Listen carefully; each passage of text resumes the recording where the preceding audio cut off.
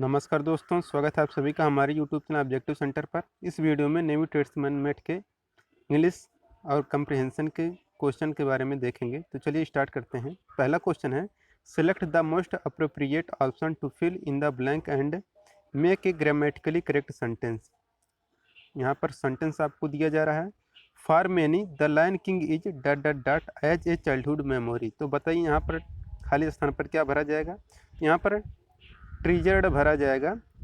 क्यों? क्योंकि यहाँ पर अगर आप ट्रेजर भर देंगे तो अब यहाँ पर आपका जो अर्थ निकलेगा फार मेनी मतलब होता है कई लोगों के लिए। इसका जो द लायन किंग इज मतलब जो शेर राजा है, एज ए चाइल्डहुड मेमोरी मतलब यहाँ पर क्या भरा जाएगा, कीमती, यानी कि ट्रेजर्ड हो जाएगा, कीमती या ग्रहण होता है। तो कई लोगों के लिए शेर राजा बचपन की याद के रूप में बहुत कीमती होता है। तो ऑप्शन नंबर सी यहाँ पर भरा जाएगा। दूसरा है, select the correct spelled word. कौन सा स्पेलिंग सही है आपको बताना है। तो जो नॉकटर्नल जो हो, यहाँ पर जो स्पेलिंग दिया गया है नॉकटर्नल, यही आपका करेक्ट स्पेलिंग है। और आपको बता दें, जो नॉकटर्नल होता है इसका मतलब होता है रात तक।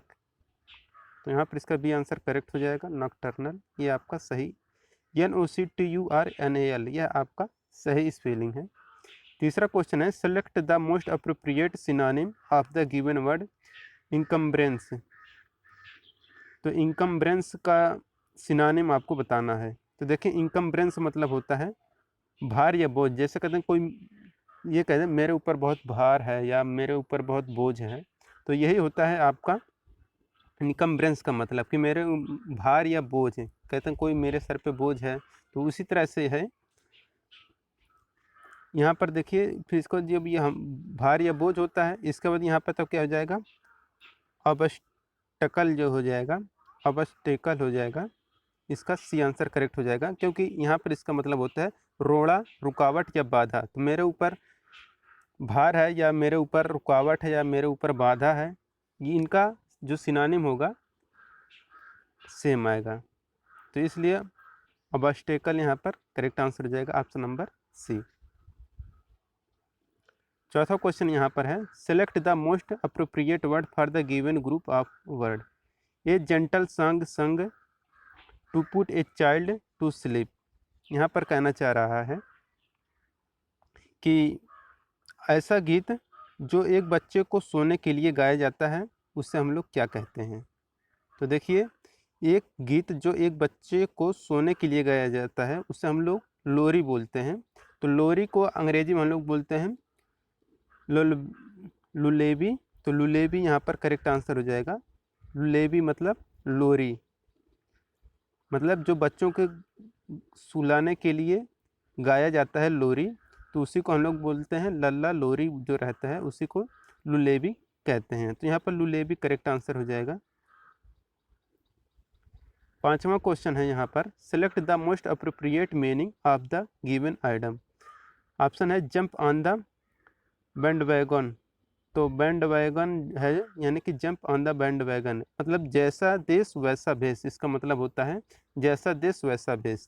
तो यहाँ पर जो भराएगा, तो ये क्या है आपका, to join a popular trend. तो यह आपका एक पॉपुलर ट्रेंड है। यहाँ पर इसका सी आंसर करेक्ट हो जाएगा भाई, जैसा देश वैसा भेष। यहाँ पर इसका यही मतलब है। छठा क्वेश्चन है, identify the segment in the sentence which contains the grammatically error.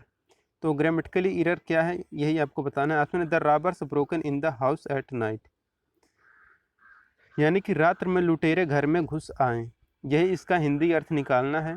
तो robbers broken in the house at night, यहाँ पर जो आपका ग्रामेटिकली एरर है वह है आपका ब्रोकन इन। तो ब्रोकन इन यहाँ पर नहीं होना चाहिए था। तो यहाँ पर आपका ये हो गया, डी करेक्ट हो गया। इसके बाद हो गया आपका सातवां क्वेश्चन पे चलते हैं, select the most appropriate antonym of the word. तो आपको यहाँ पर इसका एंटोनिम बताना है। तो फीकल, देखिए फीकल मतलब होता है आपका चंचल। फीकल मतलब होता है चंचल। तो अगर कोई चंचल है, तो अगर उसका विलोम निकालेंगे तो क्या आएगा, तो स्थिर। अगर कोई चंचल है तो स्थिर। तो यहाँ पर हम लोग क्या करेंगे, फीबल। फीबल मतलब हो, सॉरी, यहाँ पर होता है कांस्टेंट। कांस्टेंट मतलब होता है आपका स्थिर। कांस्टेंट मतलब होता है स्थिर। तो कांस्टेंट मतलब स्थिर हो गया, और फीकल मतलब होता है चंचल। तो चंचल का विलोम क्या हो जाएगा? स्थिर। कहते हैं ये लड़का बहुत चंचल है और ये लड़का बहुत स्थिर है या शांत है। तो चंचल का स्थिर या शांत हो जाएगा एंटोनिम से। तो कांस्टेंट यहाँ पर करेक्ट आंसर होगा। 8वां क्वेश्चन है, select the most appropriate option to substitute the underlined segment in the given sentence if there is no need to substitute it, select no improvement. तो ऑप्शन है, Vivek was astonished at his failure in the exam. तो यहाँ पर आपको ये जो underline दिया गया है इसमें आपको बताना है, अगर कोई इसमें इम्प्रूवमेंट करना है तो आप करिए, अगर सही है तो नो इम्प्रूवमेंट आपको टिक करना है। तो देखिए, Vivek was astonished at his failure in the exam, ये तो बिल्कुल सही दिख रहा है। तो यहाँ पर किसी भी प्रकार का इम्प्रूवमेंट नहीं होगा, यहाँ पर नो इम्प्रूवमेंट होगा, ऑप्शन नंबर सी करेक्ट होगा। 9वां क्वेश्चन कह रहा है यहाँ पर, select the most appropriate meaning of the given items, strike while the iron is hat, यानी कि लोहे की टोपी है, क्या है? तो यहाँ पर देखिए जो होगा ये हो जाएगा to act at the right time, यानी कि सही समय पर सही कार्य करें।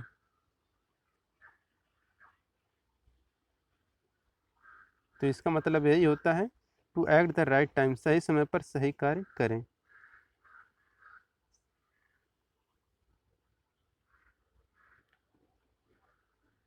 अब 10वां क्वेश्चन है, select the most appropriate word for the given group of word, friendly and welcoming to visitor, यानी कि यहाँ पर कहना चाह रहा है कि आगंतुकों के लिए अनुकूल और स्वागत क्या होता है। तो देखिए, friendly and welcoming to visitor, यानी कि आगंतुकों के लिए अनुकूल और स्वागत जो होता है ये आपको हॉस्पिटेबल कहलाएगा। तो हॉस्पिटेबल यहाँ पर करेक्ट हो जाएगा, क्योंकि हॉस्पिटेबल मतलब होता है आपका सत्कारशील होता है या मेहमानबाज। तो मेहमानबाज या इसी को हम लोग सत्कारशील भी बोलते हैं। Select the correctly spelled word, तो कौन सा स्पेलिंग सही है? तो आपको पता होगा कि जो एड्रेस, एड्रेस मतलब होता है आपका पता, पता वाला जो एड्रेस होता है ADDRESS होता है। तो इसका सही मीनिंग आपको ऑप्शन नंबर भी दिख रहा है, तो यही आपका सही हो जाएगा। 12 नंबर क्वेश्चन कह रहा है यहाँ पर, select the most appropriate option to fill in the blank and make a grammatically correct sentence. तो यहाँ पर आपको फिल करके ग्रामेटिकली करेक्ट सेंटेंस आपको बनाना है। ऑप्शन है, people tend to turn a blind eye at the dot crime against women. तो यहाँ पर प्रीपोजिशन क्या भरा जाएगा यही आपको बताना है। तो ये प्रीपोजिशन का क्वेश्चन है। तो देखिए, people tends to turn a blind eye, इसके बाद यहाँ पर भरा जाएगा आपका at, eye at crime against women, यानी कि लोग महिलाओं के खिलाफ अपराध की ओर से आंख मूंद लेते हैं। यह इसका यहाँ पर अर्थ निकलेगा कि लोग महिलाओं के खिलाफ अपराध की ओर से आंख मूंद लेते हैं, यानी कि people tends to turn a blind eye at crime against women, यहाँ पर एट भरा जाएगा। 13 नंबर क्वेश्चन है, identify the segment in the sentence which contains the grammatically error, if I knew about him before I will have recommended him. मतलब यहाँ पर कहना चाह रहा है कि अगर मैं, इसका जो अर्थ निकल रहा है, इसका सिर्फ इसका अर्थ देखिए क्या निकलेगा, हम ये आपको बता रहे हैं सेंटेंस का, कि अगर मैं उसके बारे में जानता तो उससे पहले मैं उसकी सिफारिश की होगी। तो की होगी आपका यहाँ पर विल हैव आ रहा है, तो विल हैव यहाँ पर की होगी नहीं होगा, यहाँ पर क्या होना चाहिए था? होना चाहिए था कि अगर मुझे उसके बारे में पता चलता तो मैं उससे सिफारिश करता। तो यहाँ पर हमारा क्या होना चाहिए था? विल हैव के जगह पर ये जो हमारा विल हैव दिया है यही हमारा गलत दिया है। विल हैव जो दिया गया यहाँ पर वुड रहना चाहिए था, तो ये हमारा सही हो जाता। तो यहाँ पर हमारा विल हैव करेक्ट आंसर हो जाएगा कि यहाँ पर हमारा जो आई विल हैव दिया है ये हमारा गलत है या इनकरेक्ट, यही हमारा है, यही हमारा एरर है। यहाँ पर इसका 13 का डी आंसर करेक्ट हो जाएगा।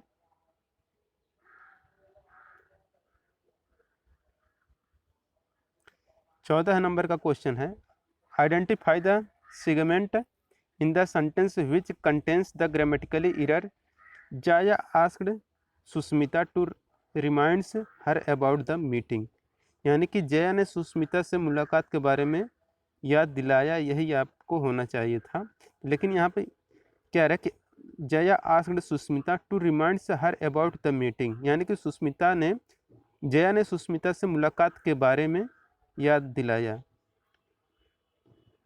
यहाँ पर ये नहीं होना चाहिए था, मुलाकात के बारे में नहीं, जया ने सुष्मिता से मुलाकात के बारे में याद दिलाने के लिए कहा। तो यहाँ पर हमारा क्या हो जाएगा, सुष्मिता टू रिमाइंड्स यहाँ पर गलत दिया है, यहाँ पर टू नहीं होना चाहिए था, यहाँ पर फार होना चाहिए था। तब हो जाता है जया ने सुष्मिता से मुलाकात के बारे में याद दिलाया। तो ये यहाँ पर हमारा सुष्मिता टू रिमाइंड्स यहाँ पर करेक्ट आंसर हो जाएगा, क्योंकि टू की जगह पर यहाँ पर हमें फार का यूज करना चाहिए था।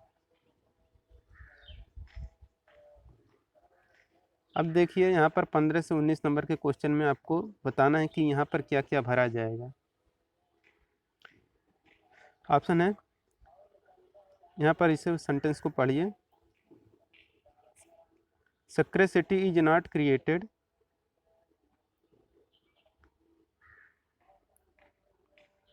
बाय वार, इसके बाद यहाँ पर भरना है, क्या आएगा पहले नंबर पर।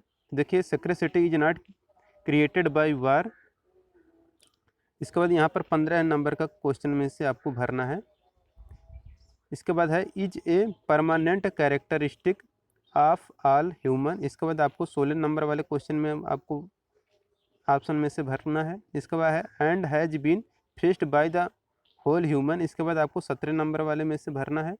इसके बाद it spring from the fact that the material resources of the world are, इसके बाद आपको 18 नंबर वाले में से भरना and that our ability to make use of those resources in even more limited, इसके बाद आपको 19 वाले में से भरना है आवर इग्नोरेंस। तो देखिए यहाँ पर क्या है कि secrecy is not created by war, it is a permanent characteristic of all human society. तो यहाँ पर सोसाइटी, यहाँ पर दूसरे नंबर पे आपका सोसाइटी भरा जाएगा। इसके बाद यहाँ पर है has been faced by the whole human, इसके बाद यहाँ पर क्या होना चाहिए था, होल ह्यूमन रेस। तो रेस यहाँ पर अगले वाले में आपका यहाँ पर रेस सही हो जाएगा, ऑप्शन नंबर बी। अब इसके आगे पढ़ते हैं, it spring from the fact that the material resources of the world are limited. तो वर्ल्ड आर लिमिटेड, यानी कि यहाँ पर आपका लिमिटेड अगला वाला भरा जाएगा। तो लिमिटेड यहाँ पर ऑप्शन नंबर 18 का बी करेक्ट हो जाएगा, लिमिटेड। इसके बाद है and that our ability to make use of those resources in even more limited by our ignorance. तो यहाँ पर इसके बाद लास्ट में आपका बाय आवर इग्नोरेंस, तो 19 के यहाँ पर बी भरा जाएगा, बाय। 20 नंबर के यहाँ पर क्वेश्चन है select the most appropriate option to substitute the underline segment in the given sentence if there is no need to substitute it select no improvement. अगर यहाँ पर आपको कोई त्रुटि है तो आप उससे इम्प्रूव करिए, अगर नहीं है तो नो इम्प्रूवमेंट पर आप लोग टिक करिए। तो Rashmi is not only smart but very beautiful, यहाँ पर देखिए क्या होगा कि Rashmi is not only smart but also very beautiful, ये होगा यहाँ पर। तो बट वेरी ब्यूटीफुल की जगह पर बट आल्सो वेरी ब्यूटीफुल होगा। क्यों? क्योंकि देखिए रश्मि इज नॉट ओनली स्मार्ट, रश्मि सिर्फ स्मार्ट ही नहीं है बल्कि वह बहुत सुंदर भी है। तो यहाँ पर इसका डी आंसर करेक्ट हो जाएगा कि Rashmi is not only smart but also very beautiful. तो रश्मि सिर्फ स्मार्ट ही नहीं है बल्कि बहुत सुंदर भी है, यहाँ पर इसका डी आंसर करेक्ट होगा।